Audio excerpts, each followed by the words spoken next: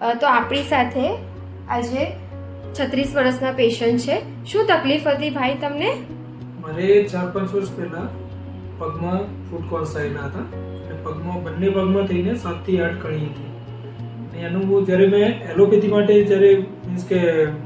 માટે મેં સજેશન લીધું તો ડૉક્ટરે એવું કહ્યું કે તમારે એને સર્જરી કરાવવી પડશે. અને સર્જરી કરાવ્યા પછી પણ એના રૂટ્સ અગર રહી ગયા અંદર તો એ ફરીથી થવાની સંભાવના પૂરેપૂરી છે. એના પછી મેં એલોપેથી દવાનું સજેશન લીધું અને એ મેં પછી ચાલુ કરી. હોમિયોપેથિક દવા હોમિયોપેથિક દવા હોમિયોપેથિકનું મેં સજેશન લીધું અને એ ચાલુ કરાવ્યું.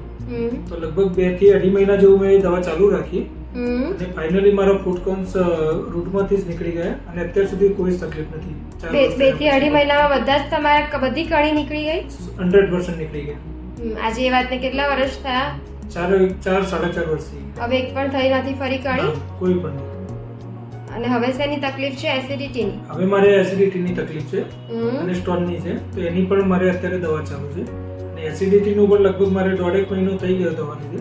એમાં પણ મને ખાસો 70 to 80% નો ફરક પડી ગયો છે અને હજુ એ પણ જડમૂળમાંથી કાઢવા માટે હજુ કન્ટિન્યુઅસ રાખું છું. Okay, thank you.